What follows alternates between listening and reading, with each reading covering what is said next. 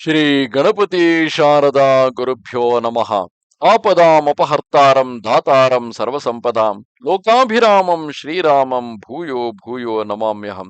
ಶ್ರೋತೃಗಳಿಗೆ ಶ್ರೀ ಅಳಸಿಂಗರಾಚಾರ್ಯ ವಿರಚಿತ ಮಹರ್ಷಿ ವಾಲ್ಮೀಕಿ ಪ್ರಣೀತ ಶ್ರೀಮದ್ ರಾಮಾಯಣದ ಬಾಲಕಾಂಡದಲ್ಲಿ ವಿಶ್ವಾಮಿತ್ರನು ತಪಸ್ಸನ್ನು ಮಾಡಿ ರಾಜಋಷಿಯಾದುದು ಎಂಬ 57ನೆಯ ಸರ್ಗಕ್ಕೆ ಸ್ವಾಗತ. ವಿಶ್ವಾಮಿತ್ರನು ತಾನು ಎಂತೆಂತಹ ಅಸ್ತ್ರಶಸ್ತ್ರಗಳನ್ನು ರುದ್ರನಿಂದಲೇ ಪಡೆದು ಬಂದರು. ವಸಿಷ್ಠರ ಬ್ರಹ್ಮ ತೇಜಸ್ಸಿನ ಮುಂದೆ ಸ್ವತಃ ಬ್ರಹ್ಮಾಸ್ತ್ರವೂ ಸೇರಿದಂತೆ ಎಲ್ಲ ಅಸ್ತ್ರಗಳು ವಿಫಲವಾದುದು.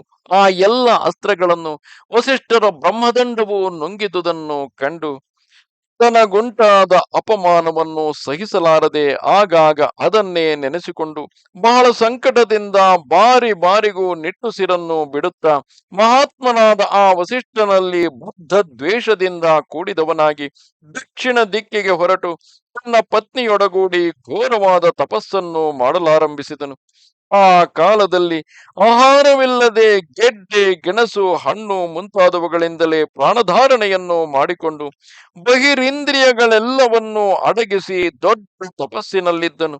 ಆಮೇಲೆ ಈತನಿಗೆ ಸತ್ಯವಂತರಾಗಿಯೂ ಧಾರ್ಮಿಕರಾಗಿಯೂ ಇರುವ ಹವಿಷ್ಯಂದ, ಮಧುಷ್ಯಂದ, ಗುಣನೇತ್ರರೆಂಬ 3 ಮಕ್ಕಳು ಹುಟ್ಟಿದರು.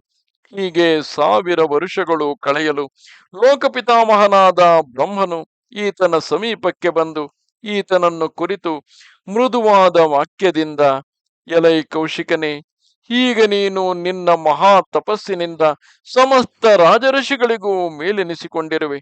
ಇನ್ನು ನಾವು ನಿನ್ನನ್ನು ರಾಜಋಷಿ ಎಂದೇ ಎಣಿಸುವೆವು ಎಂದು ಹೇಳಿ ಅಂತರ್ಧಾನವನ್ನು ಹೊಂದಿ ದೇವತೆಗಳೊಡಗೂಡಿ ತನ್ನ ಲೋಕಕ್ಕೆ ಹೊರಟು ಹೋದನು. ಹಿತ್ತಲಾಗಿ ವಿಶ್ವಾಮಿತ್ರನು ಈ ಮಾತನ್ನು ಕೇಳಿದೊಡನೆ ಲಜ್ಜೆಯಿಂದ ತಲೆಯನ್ನು ತಗ್ಗಿಸಿದವನಾಗಿ ಬಹಳ ಸಂಕಟದಿಂದ ತನ್ನಲ್ಲಿ ತಾನು, ಛೀ, ಇಷ್ಟು ದೊಡ್ಡ ತಪಸ್ಸನ್ನು ಮಾಡಿದೆನು, ಇದರಿಂದ ದೇವತೆಗಳೆಲ್ಲರೂ ನನ್ನನ್ನು ರಾಜಋಷಿ ಎಂದು ಕರೆದು ಬಿಟ್ಟ ಮಾತ್ರಕ್ಕೆ ಫಲವೇನು ಎಂದು ಯೋಚಿಸಿ ಪುನಃ ಮತ್ತು ದೊಡ್ಡ ತಪಸ್ಸನ್ನು ಮಾಡಲಾರಂಭಿಸಿದನು.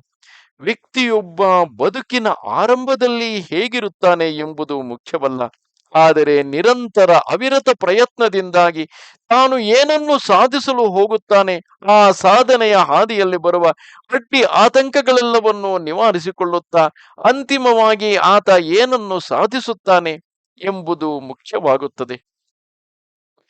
ಹೀಗೆ ಜಿತೇಂದ್ರಿಯನಾಗಿ ತಪಸ್ಸು ಮಾಡುತ್ತಿರುವಾಗಲೇ ಅತ್ತಲಾಗಿ ಅಯೋಧ್ಯೆಯಲ್ಲಿ ಇಕ್ಷ್ವಾಕು ವಂಶದಲ್ಲಿ ಹುಟ್ಟಿ ಸತ್ಯಸಂಧನೆಂದು ಖ್ಯಾತಿ ಹೊಂದಿದ್ದ ತ್ರಿಶಂಕುವೆಂಬ ರಾಜನು ಧರ್ಮದಿಂದ ರಾಜ್ಯವನ್ನಾಳುತ್ತಿದ್ದನು.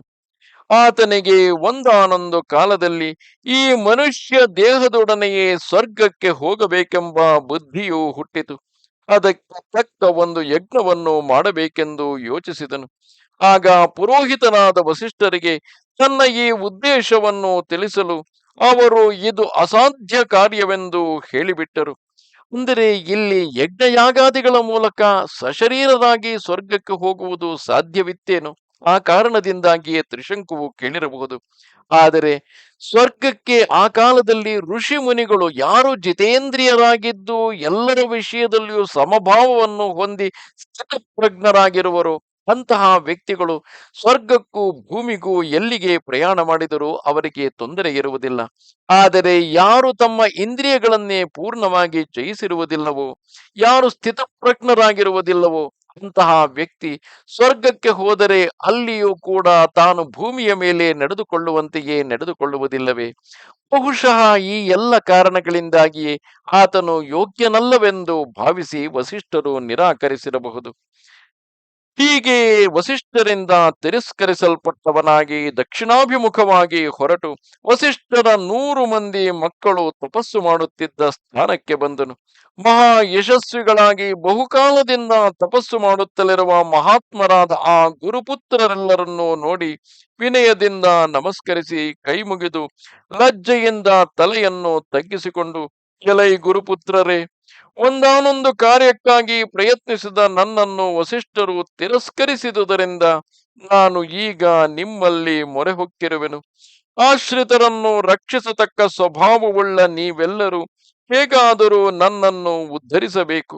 ನಾನೊಂದು ಮಹಾಯಜ್ಞವನ್ನು ಮಾಡಬೇಕೆಂದಿರುವೆನು. ಅದಕ್ಕೆ ನೀವೆಲ್ಲರೂ ಅನುಮತಿಸಬೇಕು. ಗುರುಪುತ್ರರಾದುದರಿಂದ ನೀವು ನನಗೆ ಬಹಳ ಪೂಜ್ಯರು. ನಿಮ್ಮೆಲ್ಲರಿಗೂ ಕೈ ಮುಗಿದು ಬೇಡುವೆನು. ಓ ಧನರಾಗಿಯೂ ಬ್ರಾಹ್ಮಣೋತ್ತಮರಾಗಿಯೂ ಇರುವ ನಿಮಗೆ ಸಾಷ್ಟಾಂಗ ಪ್ರಣಾಮವನ್ನು ಮಾಡಿ ಯಾಚಿಸುವೆನು. ನೀವೆಲ್ಲರೂ ಅಕ್ಕರೆಯಿಂದ ಆ ಯಜ್ಞವನ್ನು ನಡೆಸಿ ನನ್ನ ಕಾರ್ಯಸಿದ್ಧಿಯನ್ನು ಉಂಟು ಮಾಡಬೇಕು.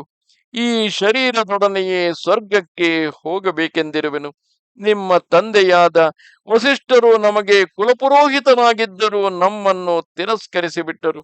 ನನಗೆ ಬೇರೆ ಗತಿಯಿಲ್ಲ. ಗುರುಪುತ್ರರಾದ ನೀವಲ್ಲದೆ ನಮ್ಮನ್ನು ಉದ್ಧರಿಸತಕ್ಕವರು ಬೇರೆ ಯಾರುಂಟು?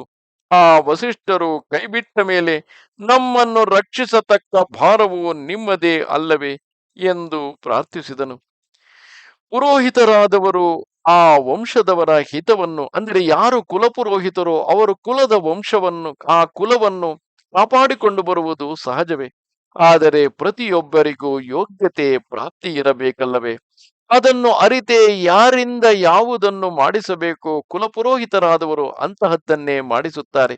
ವ್ಯಕ್ತಿಯೊಬ್ಬ ತನ್ನ ಯೋಗ್ಯತೆ ಅಳತೆಗೂ ಮೀರಿ ತನಗೆ ಬೇಕಾದುದೆಲ್ಲ ತನ್ನಲ್ಲಿರುವ ಹಣದ ಸಹಾಯದಿಂದ, ತನ್ನಲ್ಲಿರುವ ಅಧಿಕಾರ, ಅಂತಸ್ತು, ಐಶ್ವರ್ಯದ ಸಹಾಯದಿಂದ ಪಡೆದುಕೊಳ್ಳಬಹುದೆಂದು ಭಾವಿಸಿದರೆ ಅದು ಎಂದಿಗಾದರೂ ಸಾಧ್ಯವೇ?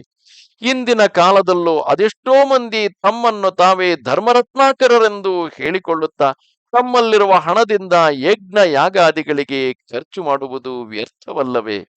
ಅವರಿಗೆ ಯೋಗ್ಯತೆ ಪ್ರಾಪ್ತಿ ಇರದೆ ಹೋದರೆ ಅಂತಹವರಿಂದ ಅನಿವಾರ್ಯ ಕಾರಣದಿಂದಾಗಿ ಯಜ್ಞ ಯಾಗಾದಿಗಳನ್ನು ಮಾಡಿಸಿದ ಬ್ರಾಹ್ಮಣರು ಕೂಡ ದೂಷಣೆಗೆ ಗುರಿಯಾಗುವುದಿಲ್ಲವೇ?